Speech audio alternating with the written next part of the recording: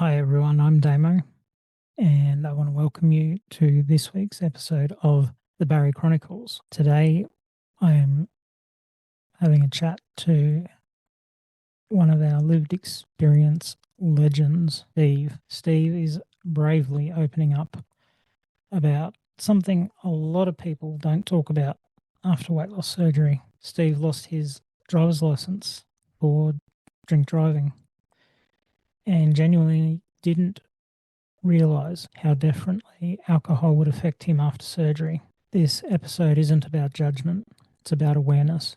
And I really want to thank Steve for joining us today. Steve, thank you so much for joining us today. I've been really looking forward to this and had to put you off a couple of times just to for personal issues that have come up. But um, I just want to say before we start how brave it is and how much I admire the fact that you're willing to discuss not only your journey but also I guess it's been about the last 6 months have been a bit of an eye opener for you as well.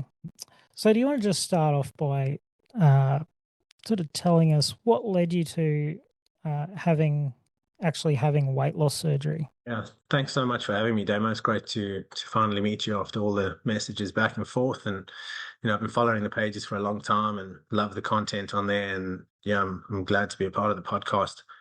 A little bit about me: born and bred in South Africa, always part of a big family. So there's four kids and mum and dad. I'm the oldest of us, and we've always been the whole family's big family, right? So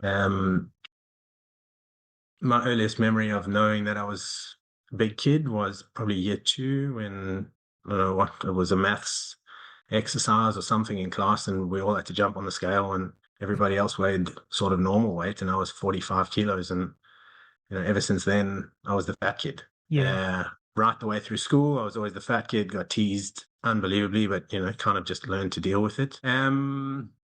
Into uni, great life, great, partied hard, had fun. And I've always been interested in, I've always tried to lose weight. There's always been this motivation to get fit and lose weight. And I've always Yep. been motivated to exercise, and it just never happened. You'd get on the bandwagon, lose 5, 8, 10 kilos, fall off, put back on 15. And it was just this yo-yo, up and down, up and down, up and down. Fast forward to around about 2015, and my sister had the surgery, and Yeah. we saw the incredible results that she produced and started from there. I had my surgery January 2017, 165 kilos on the operating table. And right from there, I kind of implemented these changes. I knew that this was a long-term journey, and that changes were going to have to be made. So yeah, worked exercise in once I was fit. Now, once I was past the 6 week mark after surgery, the surgeon was very clear with me that there was nothing heavier than a coffee cup being lifted for the first 6 weeks, and really to take it easy, and then to slowly but surely get back into it. Yeah. Yeah, and the rest is history, really. And as for the rest of my family, 5 of the 6 of us have had the surgery. I think collectively we've lost just on 400 kilos. Wow. And then the wider family as well. So a couple of aunts and uncles have had it, a couple of cousins have had it, and everybody's doing really well. But back to my journey, in that time since surgery, now I've gotten down to as low as 85 kilos, but now fluctuate between 90, 95 is where I'm sort of comfortable. But gotten super active, run a marathon, run multiple half marathons, Amazing. exercise regularly. And I'm just loving the lifestyle, man. It's Yeah. it's literally changed my life, and it's been the best thing I've ever done. So which surgery did you have? I had the gastric bypass, R&Y, with a surgeon in South Africa called Dr. Dutoy. He was very thorough. The process there is very, very thorough. You cannot just book the surgery and have it. You have to go through the whole process of approvals, appointments in the build-up, and all of those people generate a report, which goes to the surgeon, who then decides whether you're ready or not. I love that. Yeah, and I think that's the way it should be done, but each their own. And that, I believe, is part of the success. I was mentally ready for it. So I knew when I lay on that operating table that this was a massive change for me. And yeah, the rest is history, really. Because it is a massive change, and I think it's hard enough to sort of can be hard enough to cope with whatever comes up after surgery. If you are prepared, I think if you're not prepared, then it would be just so overwhelming. Yeah. So I really like the fact that you had the whole team approach um, Yeah.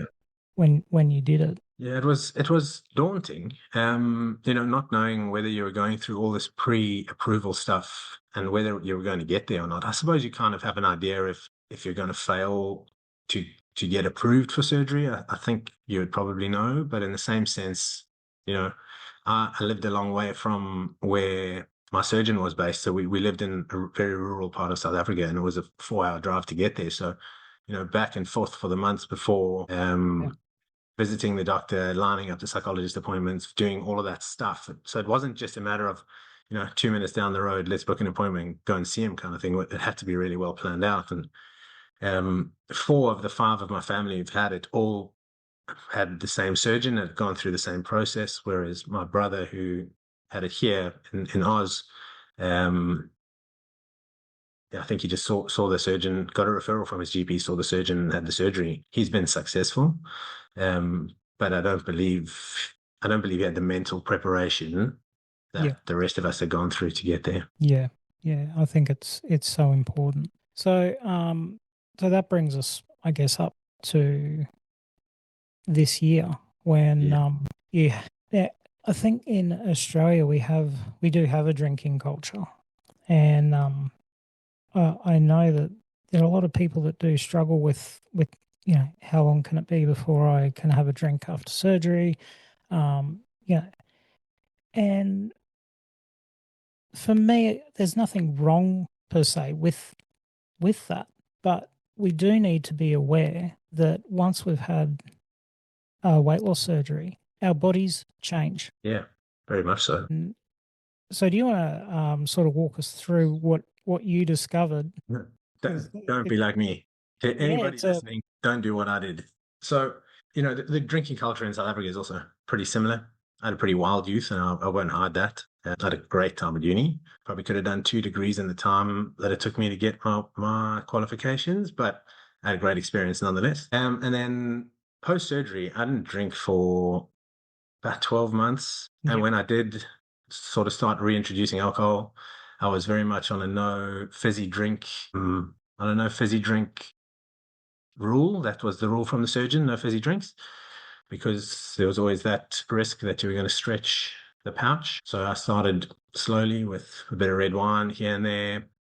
Then probably about 2 years in, started introducing beer into my equation, and would have a yeah, couple of beers and be fine. I've always been fortunate in the sense that my even post surgery, I don't have a low tolerance. So, it is what it is. I've always done the right thing, been yeah. responsible. And I mean It's all that's due. what it's about as well, isn't it? We should be able to live our life, Yeah, uh, and there's nothing wrong with that. yeah.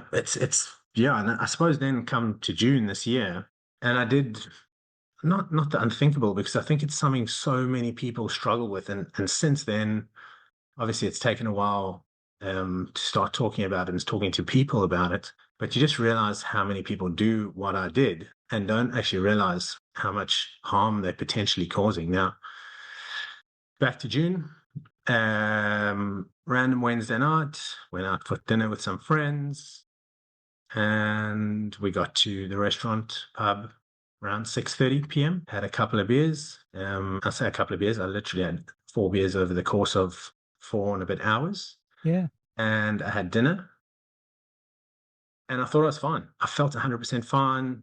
Kind of stuck to the one beer per rule hour, 1 beer per hour rule. yep, And I thought, with dinner as well, I'd be fine. Hopped in the car, heading down home, and I drove myself into an RBT and blew the breath test. And the policeman said straight there as I get out the car, over, like well over. Heart sank. I mean, as you would, Yeah. goodness me, what on earth has just happened? How? Like, yeah, how? Why? What? When? What? And that was it, really. So that was the 25th of June. Went through the court process. Now I'm thinking to myself, how on earth? Like, obviously, my license is going to be suspended. Got a young family that has massive implications. We've got a little boy in daycare, we've got a little girl at school, wife works full time. We're reliant on two vehicles. But now we're down to one, and we're going to have to make this thing work because of an irresponsible decision that I made. Not knowingly, I suppose. If I think back now, I probably should have known that I might be over the legal limit, and I'm just really fortunate that nobody got hurt in the process. I wasn't speeding, I wasn't doing anything wrong. Well, I was doing something wrong, but I wasn't being irresponsibly irresponsible. Not that Yeah. what I did was irresponsible by any means. But yeah, so then comes the sort of research as to what happens next. Let's look at all sorts of not to try and get out of it, but to try and understand better whether there's any implication. Is what can you do to try and prove that you didn't do anything wrong? Not that I didn't do anything wrong. And I'll be clear with you right from now.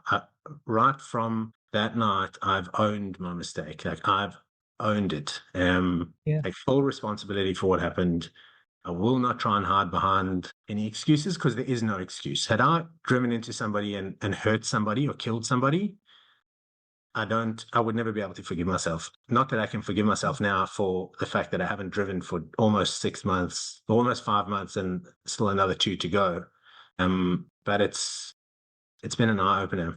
And, I suppose before the surgery, would I have blown over or not? I don't think so. But what I've come to realize is that our metabolism works very differently post surgery, Yeah. and alcohol stays in your system for a lot longer. So it's something we really need to be conscious of, because we can get ourselves into trouble without even realizing that we're going to get ourselves into trouble, right? So that instance, yeah, something I've learned from and something I have to realize. But then there's other instances with people who don't have a big night and they blow over in the morning and they don't understand why, but Yeah. it's because because their body is different, and we hold our alcohol for a lot longer, so we're at risk for a lot longer, and we don't realize it. So yeah. Yeah. Yeah. I mean, I just think it was actually after I first read your story about that. You put a post up in our support group, Mm. and I was like, wow, here's this guy that this happened to. He's taking full responsibility for it, but trying to understand how we got here. Yeah. And I've often thought, I can alcohol hits me differently now. I can have one drink, I get that head spin and that, and within half an hour, it's over. Yeah. I feel fine, Yeah. but I think we need to ask ourselves, are we? And when I was reading your story, it really made me think. I think and I would do this anyway if I was going out. And for me, it was different reasons because of pain meds that I've been on for my back and everything. There's been a lot of times over the years where I don't drive because I feel affected Mm. and whatever. And hindsight's always 2020. But and this is for anyone who is thinking, I go out and I have some, have a drink and Uber. 100%. And that would be my advice to anybody going forward. And this is something I'm going to live by from now when I do start driving again. Anything, even if I'm going to be having one drink, don't get behind the wheel. It's not worth the risk. What one drink, although we feel fine, you just don't know what your body's doing, like how fast it's going to metabolize. It's all well and good buying yourself a portable little breathalyzer and double checking, and so many people. I put that story on that group because I was doing some research, and as I said to you, I've owned it, man. I've not hidden behind this by any means. I've owned this.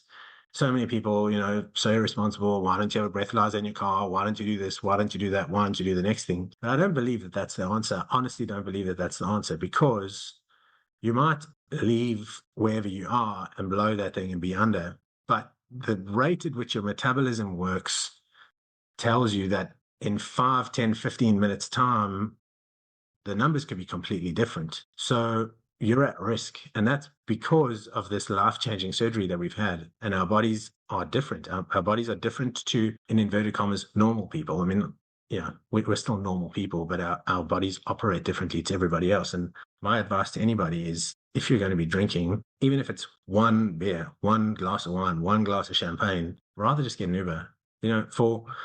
If I look at the expense, this has cost me a fortune, not only in fines, not only in, the justice system, the lawyer had to pay the 5 months now without a driver's license, the inconvenience, it's massively inconvenient. I understand I was irresponsible, and I own that. As I said to you, I grew up in a place where drinking and driving wasn't really frowned upon. I've got friends. I know I've had so many friends who've been killed in car accidents as a result of drinking and driving. I mean, I've been exposed. Honestly, without sounding dramatic, I feel like I've seen it all with alcohol. And my advice to people is don't drive. It's simple. But we've also need to be careful the next day, because how often and I mean, we've got a big bunch of mates and we go out camping and we have a great evening Saturday night, and we don't necessarily have a late night, 10, 11 o'clock, everyone's in bed after a great evening around the campfire. But then we get up early and we want to get home to get stuff sorted for the week. And we don't even think about the fact that we're up, we've had a couple of coffees, we've eaten something, we feel fine, hop in the car and drive home. I firmly believe that in a lot of those instances, I'd probably still be over. And going forward, I won't be doing that either. And it's not just going to be a blow breathalyzer, because I don't believe that that's the answer to this. I don't believe that that's the solution. I think we actually have to be more conscious of, it could be a day. From the research I've done, it could be up to like 12, 16 hours before you clean again. So it's really something that people need to be conscious of, particularly leading into the festive season now. I mean, how often don't we just go out and we have one drink, or we catch up with friends and we do something and we hop in the car? I'm fortunate in the sense that I was in the car by myself. I wasn't driving recklessly. I just drove into an RBT and I blew over. So I was handed the minimum sentence, which was a $850 fine and 7 months of a driver's license. But that could have been very different. Had I been out with the family, and I've felt fine and got in the car, because there's other people in the car, that changes. The fine changes, the length of time changes, everything changes. Had you hurt somebody, everything changes, so it's just not worth it. For the 20 or 30 bucks that Uber's going to cost you, save you thousands in fines and inconvenience. Yeah, because it's not just the getting caught, loss of license, fines. I suppose it should make us stop and think the risk that we've also not only put ourselves under, but other people. 100%.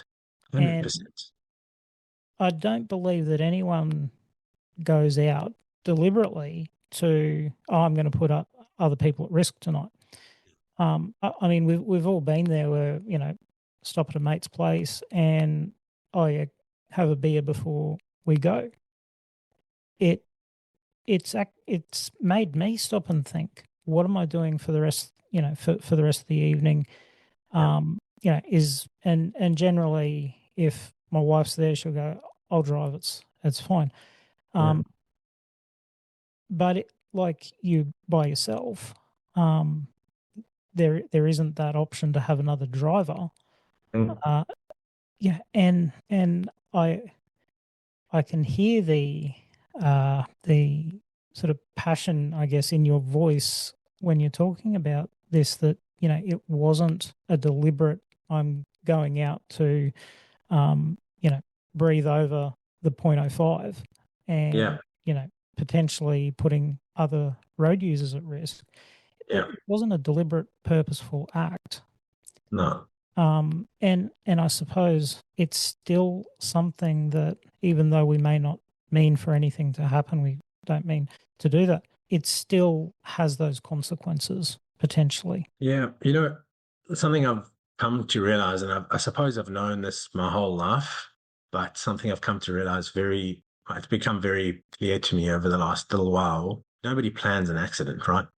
That's right. So, and I had zero intention of, I suppose, as I said to you earlier, I suppose I should have known that I knew I was going to blow more than zero, but I firmly believed that night that I would be under the legal limit, that I could drive. Like Yeah. 0.005, I think, is the legal limit. And I firmly believed I would drive, because had I not believed that I was under that limit, there's no ways I would have gotten behind the wheel. But even so, you can do everything right. You can drive to the speed limit, you can stay in the right lane, you can indicate as you need to, but you can't plan for the guy coming screaming through the roundabout, or the person who comes screaming up behind you and can't stop in time and hit you, or nobody plans an accident. Yeah. And at the end of the day, in that instance, if we go back to this particular night, um, although I felt fine and I knew, all the rest of it, had someone done the wrong thing in the sense of lost control of their car, or should there be an accident that I'm not responsible for, but somebody else is responsible for, I'm the responsible person now because I'm the one who's over the legal limit. Yeah. It's not that I've hit someone's hit me and they've gotten injured, but I'm the one who's over the legal limit, and I'm drinking and driving, so I'm the one who's in the wrong. And I've come to realize that very, very clearly. So going forward, no, any Yeah. alcohol, not even going near the car. I'll hop in the passenger seat only. And my life goal from here is never ever to drive again over 0.00. That's it. That's the Yeah. rule, straight up. Not for any other reason than I don't want to put other people at risk, but also it's inconvenient. And when you lose your independence like this, it is unbelievable. The Yeah. inconvenience I've lost for this short amount of time, that's very inconvenient. But when you think about, it could be someone who's lost a family member and that never comes back. So that person can't come back. So, it's a small price to pay. It's a heavy lesson to learn, but it's a lesson learned.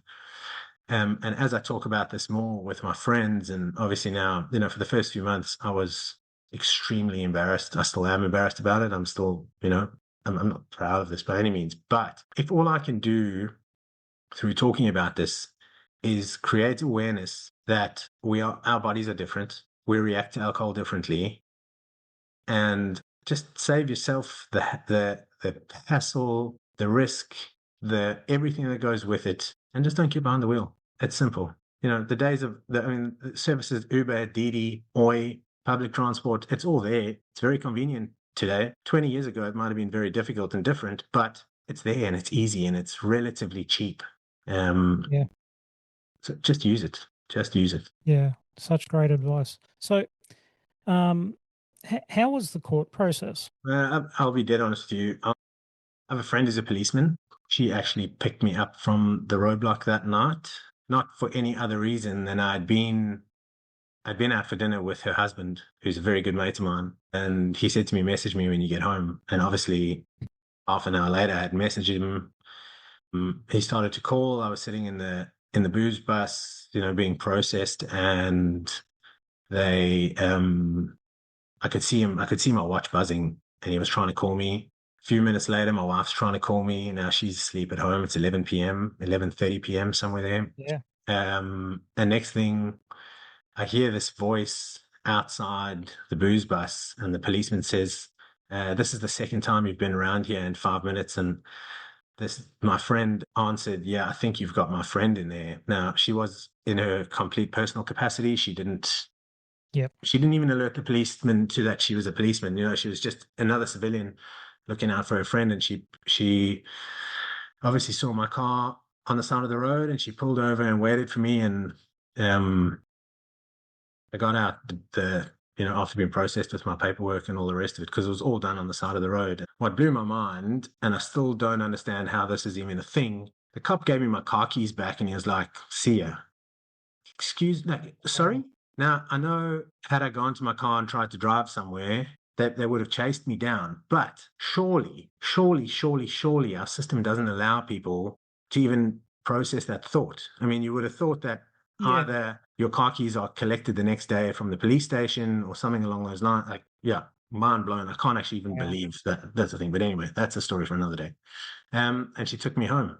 Um, so yeah, Yeah. mad experience. Gosh. So then, yeah, so she had said to me, it's going to be inconvenient and, all this kind of stuff.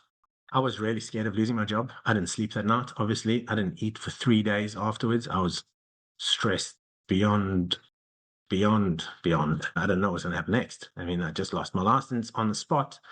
Google tells you things. You don't know what's true. You don't know what's not true. You don't know what, how, when, why, what. Yeah. So my policeman friend said to me, look, go to court, do what you wait for the court thing. So the first thing you have to do is wait for the court notice, which I did. Yep. Um, but in the meantime, she had said, don't get a lawyer, don't do any of that kind of stuff. Just go own it. She knew I was going to own it, and I did own it from the first minute. She said, just go to court, get it done, pay the fine. It's going to be inconvenient for a little while, and then everything will be okay. And I thought, no, you know what? Yes, I agree. But in the same sense, I want to get a lawyer. I want someone who's going to help me just navigate the waters, right? Yeah. So contacted a couple of lawyers to get quotes and advice.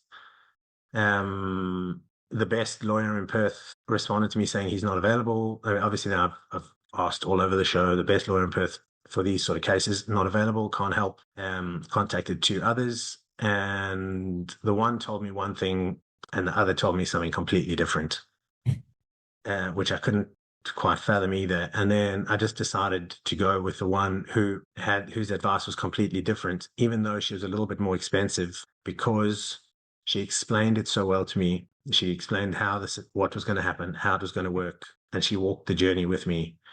Come to the court day, she said to me, you don't have to come to court. It's not going to make a difference whether you come to court or not. It's really about whether you would like to face, would you like to face the judge? Would you like to experience this? Or would you, at the end of the day, all they're going to do is look at your case, look at your, the circumstances, and they're going to make a judgment based on that. If we rewind a couple of weeks, I've gone to work. I've gone to have a conversation with my boss. This happened on a Wednesday night. Yep. Thursday, I didn't go to work. I just messaged in the morning and said, I've got a personal thing I have to deal with. I can't come in today. And my boss was fine with that. Friday, I went to work, but I was obviously very reserved and still shell shocked, not quite sure what's going to happen next. And then Monday morning, I went into work and I walked straight into my boss's office and I said to him, I need to talk to you, not knowing what the implication was. I work in education. So is this going to affect my working with children's check? Is this, you have to have a criminal history check to work in schools, all these kind of things, Yeah. Just moved into a new house. We've just bought a new house 12 months ago. Like if I lose my job, I lose my mortgage, I lose my, all this kind of stuff. Everything's running through your head. I've got a 1-year-old, I've got a 7-year-old who rely on me. I've got, all these things. And I sat down and I told him what had happened. And he looked at me and he said, look, you're not the first person I've had to have this conversation with. And I can assure you now, you're absolutely not the last person. Really taking responsibility for what's happened and you're not making any excuses. I'm here to support you. I'm here to help you. You're not going to lose your job. Everything's going to be okay. Nothing's going to change. You just go through the process and do what you need to do. Can I write you a reference letter? Which he did very sincerely, which was amazing. So I got a couple of reference letters from a few different people who know me and have known me for a long time. And they all said pretty similar things. And my lawyer took that to court and she phoned me from the courtroom and she said, this is the story, 7 months, $850 done. And that was it. I asked her the question of, not that I'm trying to get out of this, but, being a bariatric patient, would that change anything? Could you plead that in court? Could you, all that kind of stuff? And she said to me, look, we can go down that road, but then you're looking at the inclusion of toxicologists and you're looking at the inclusion of all these different people. And unless they can give you a clear-cut case of, you might have blown 0.005 004 instead of zero, whatever it was, Yep. the judge is going to look at it as you're not taking responsibility for this and you're looking for an excuse. You should have known that your body is different, you process alcohol differently, and who knows, it might not be the minimum. So are you prepared to spend up to tens of thousands of dollars to potentially just get a longer sentence, or do you just take it on the chin and get on with it? And that's at that point I said to him, you know what, I 100% agree with you. I'm here to own this. I'm not making excuses. I stuffed up. Yeah. That's the bottom line. And I'm just fortunate that I didn't hurt anyone in the process. Yeah. So she was really good. It was 215 days from then until I get my license back. And we have, what's today? Thursday, about 66 days to go, 65 days to go. Cannot wait. Yeah. Wow. Yeah. It. I really want to acknowledge the fact that how you've handled it in the, you know, in through the whole process. You know, that there haven't been any excuses, but also your willingness to share your story to try and help other people. That's it. You know what? If we can just help one person, helping, you know, if there's just one person who listens to this and says, you know what, actually, I'm not going to, even if I'm having one glass of champagne at the Christmas party this year, I'm not going to drive, because that one person could be the person who didn't plan the accident and is in the accident and someone's hurt and completely irresponsibly responsible hurts somebody, right? Yeah. But that one person could save a life. So if all we achieve from this, and that's been my sort of view from right from the beginning, I can't do anything to change the outcome. I can't, you know, excuse my language, shit happens. Yeah. And it's how you handle the aftermath that counts. So yeah, that's it. I stuffed up, taking responsibility, and now I'm out to make people aware that it's not worth it. And even my friends who haven't had the surgery, I'm saying to them, hey, if you're having one beer, one glass of champagne, don't drive. Why? Why would you drive? It's just not worth the risk. You know, we're so reliant in today's day and age on our vehicles. One, that we need it, but number two, we could potentially putting others at harm. So let's just not do it. A collective effort, let's not do it. Straight up. Yeah. And it's a great message coming up to Christmas. 100%. You know, because we see so much trauma on the roads every year. And, you know, I think it's a great message to get out there. Yeah.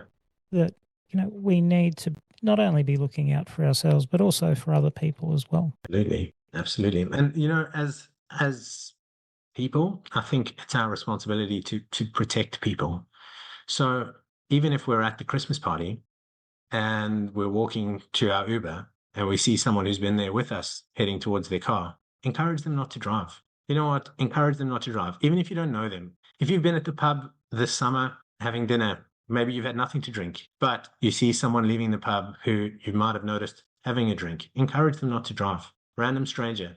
That random stranger could be someone who is in the accident that isn't planned and could save a life. Let's create awareness everywhere for people, bariatrics, non-bariatrics. Just don't do it. It's not worth it. Yeah. Steve, thank you so much for joining me today. My pleasure, man. It's been a fantastic conversation. Yeah. And, I think there'll be a lot of people that really do get a lot out of it. Yeah, I hope so. Look, I hope so. That's the message. We need to be kind to one another. We need to look out for one another. You know, we've all got our challenges, so let's help people not have that next challenge, you know. Yeah. Make it easy. Thanks for having me, Damo. It's been great chatting, man. Yeah, pleasure. So I'll just hit pause if I can find it.